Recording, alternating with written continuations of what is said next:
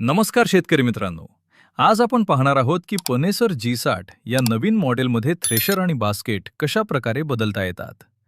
अनेक शेतकरी बांधवांना प्रश्न होता की हे नवीन मॉडेल असल्यामुळे याची सर्व्हिसिंग कशी करायची. तर आजच्या या व्हिडिओमध्ये आपण ही प्रक्रिया अगदी सोप्या भाषेत समजून घेणार आहोत, जेणेकरून तुमचा ड्रायव्हर किंवा फोरमन स्वतः हे काम करू शकेल. पहिली पायरी, पुली काढणं. सर्वात आधी ज्या बाजूला शिडी आहे त्या बाजूला या. येथे जी पुली दिली आहे ती काढण्यासाठी आधी त्यावरील 4 बोल्ट ढिले करा. त्यानंतर बुशला थोडे बाहेर खेचा, ज्यामुळे पुली मोकळी होईल आणि तुम्ही ती सहज बाहेर काढू शकाल. दुसरी पायरी, कव्हर आणि सेन्सर काढणं. आता कव्हरचे सर्व बोल्ट काढून टाका.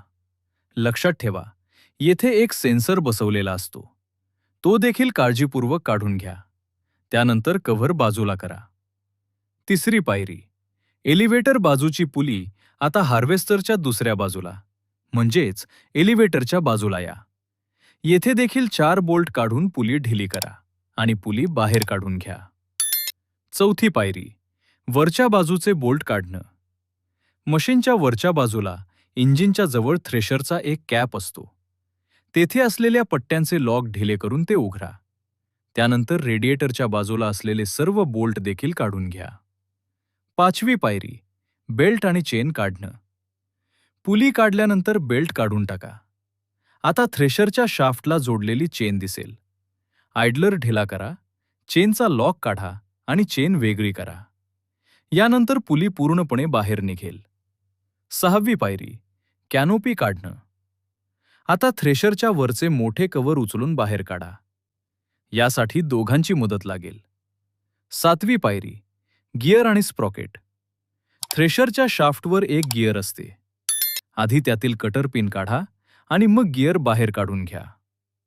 आठवी पायरी, शाफ्ट साफ करणं. शाफ्ट बेरिंगमधून सहज बाहेर निघण्यासाठी बेरिंगमधील एलन की ढिली करा. शाफ्टवर थोडा गंज किंवा पेंट असेल तर तो रेगमारनं व्यवस्थित घासून साफ करा, जेणेकरून शाफ्ट अडकणार नाही. नववी पायरी, थ्रेशर बाहेर काढणं. आता थ्रेशर बाहेर काढण्यासाठी तयार आहे. शेतात काम करताना जर थ्रेशर काढायचा असेल तर मशीनच्या अगदी जवळ एक ट्रॉली उभी करा. थ्रेशर ओढून थेट ट्रॉलीमध्ये घ्या, ज्यामुळे काम सोपं होईल. 10वी पायरी, बास्केट बदलणं. बास्केट बदलण्यासाठी मशीनच्या मागील बाजूचे 4 बोल्ट काढून दरवाजा उघडा. जर तुमचे मॉडेल नवीन असेल तर वरच्या बाजूला एक प्लेट दिली आहे. ती काढल्यामुळे बास्केटपर्यंत पोहोचणं सोपं होते. 11वी पायरी, बास्केटचे बोल्ट आणि पिन.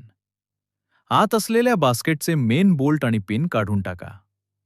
12वी पायरी, रॉड आणि सेटिंग. बास्केटचे रॉड बाहेर काढा. लक्षात ठेवा, जेव्हा तुम्ही पुन्हा फिटिंग कराल तेव्हा खालच्या बाजूने 1.5 इंचाचे अंतर राखून सेटिंग करा. 13वी पायरी, बास्केट बाहेर काढणं. आता बास्केट थोडी फिरवून सहज बाहेर काढा. याच प्रकारे तुम्ही दुसरी बास्केट बसवू शकता. ज्या क्रमाने आपण सर्व भाग खोलले त्याच उलट क्रमाने सर्व पुन्हा फिट करा. फिटिंग करताना पुली आणि बेल्टचे अलाइनमेंट नीट तपासा. जर अलाइनमेंट चुकली तर बेल्ट लवकर तुटू शकतो. अशा प्रकारे तुम्ही पनेसर G60 हार्वेस्टरची बास्केट आणि थ्रेशर घरच्या घरी बदलू शकता. अशा माहितीपूर्ण व्हिडिओसाठी श्रीदत्त ट्रॅक्टर्सला सबस्क्राईब आणि व्हिडिओला लाईक, शेअर, कमेंट करा. धन्यवाद.